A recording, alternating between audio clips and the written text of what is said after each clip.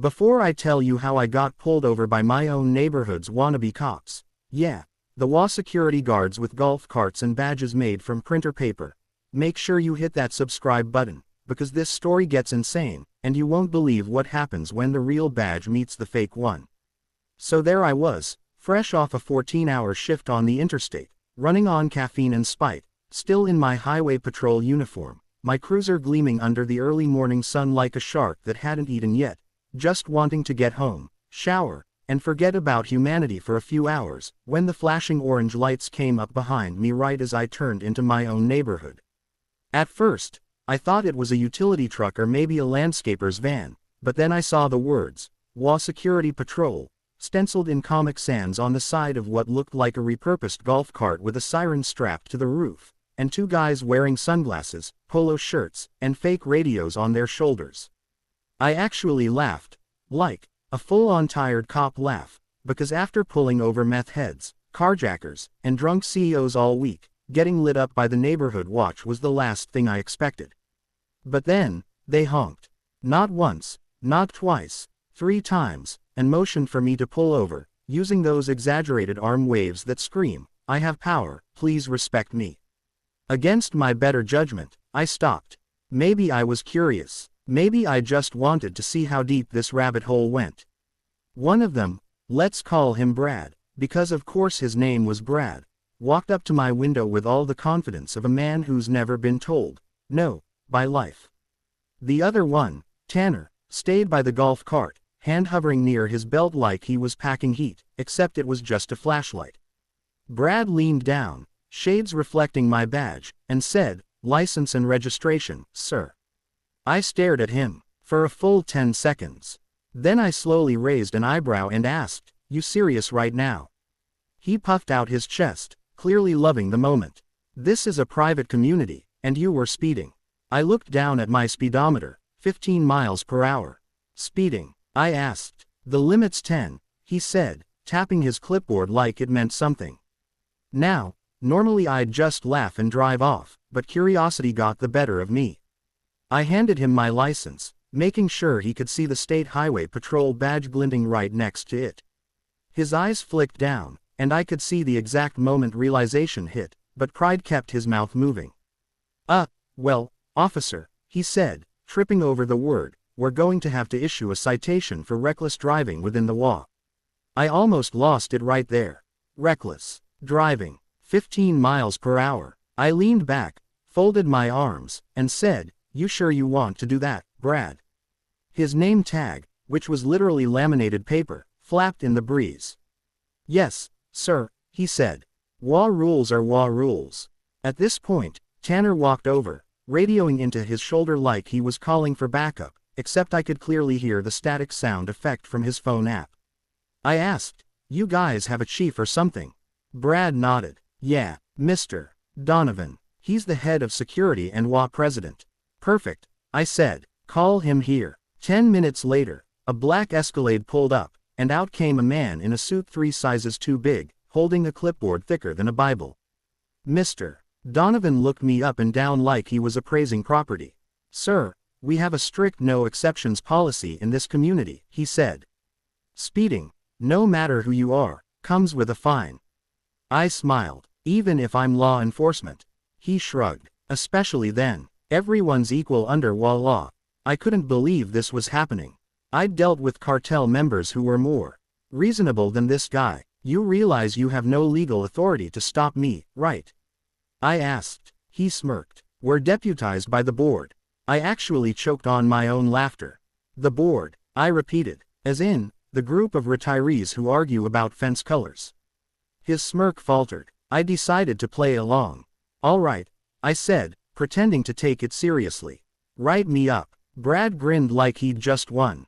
They scribbled something on a pink slip and handed it to me, a citation for violating HOA Traffic Regulation 4.3.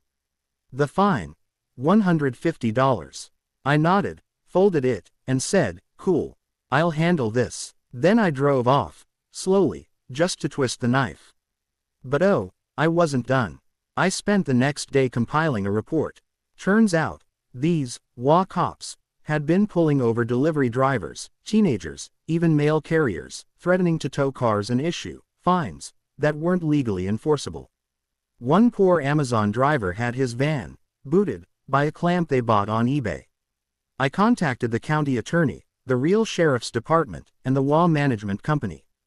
By the end of the week, a county investigator was auditing their activities. But it gets better. The next day, as I was heading out in my unmarked car, I saw them again, Brad and Tanner, this time trying to pull over a pizza guy. I parked, stepped out, badge shining in the sunlight, and said, "Morning, gentlemen." Their faces drained of color. I flashed my ID, the real one this time. "You two are impersonating law enforcement. That's a felony." Brad stammered, "We were just enforcing HOA policy."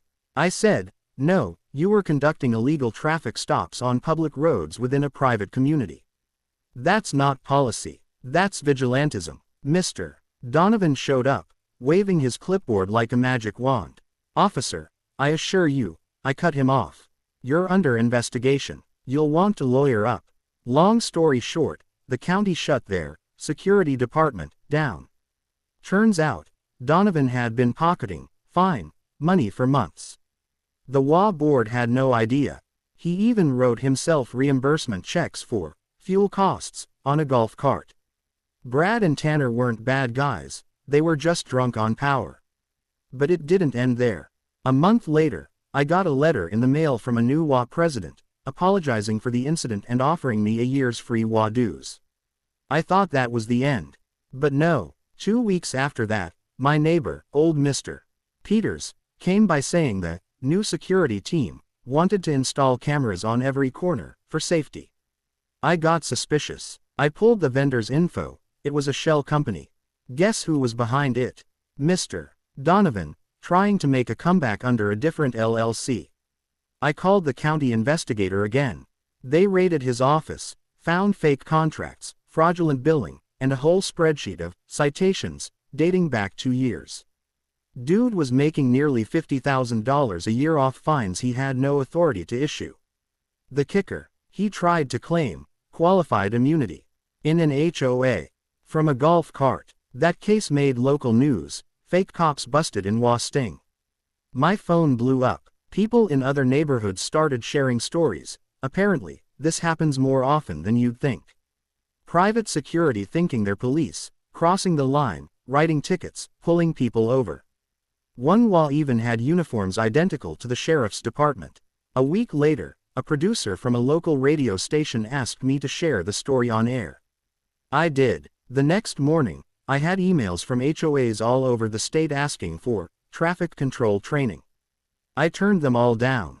I didn't want to enable another Donovan situation. But karma, oh karma, wasn't done. 6 months later, I got called to assist with a traffic incident a few towns over.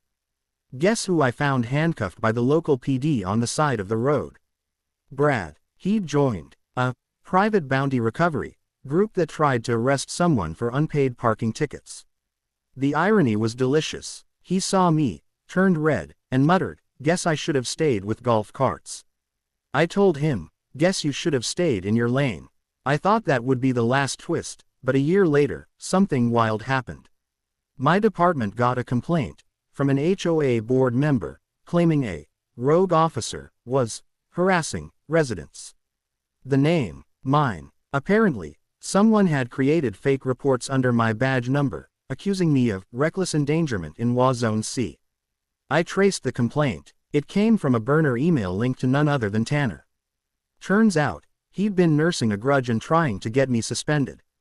Didn't work, but it did lead to his arrest for identity fraud. He served 6 months. After that, I swore I'd move somewhere with no HOA. I found a ranch out past city limits. No gates, no rules, no community enforcement. Life was peaceful for about 3 months. Then one morning, I saw something in my rearview mirror while driving down my own dirt road, a golf cart. With flashing orange lights, I slowed down, heart sinking. The driver pulled up next to me. It wasn't Brad, or Tanner, or Donovan. It was a woman in her 60s wearing a neon vest that said, Neighborhood Watch 2.0. She leaned out and said, "Sir, do you live here?" I took a deep breath, smiled, and showed her my badge. Ma'am, I am the law here. She blinked, nodded slowly, and said, well, just making sure. We've had reports of suspicious vehicles. Then she drove off, humming. I sat there, staring at the dust trail behind her, realizing something profound. No matter where you go, someone will always try to play cop. Sometimes they do it with good intentions, sometimes with ego, but they all crave one thing: control. The difference is, real cops earn it, train for it, and are held accountable for it. The HOA crowd, they just buy it on Amazon. So yeah, that's how I got pulled over by HOA cops, and how a simple act of curiosity exposed an entire operation of fake authority.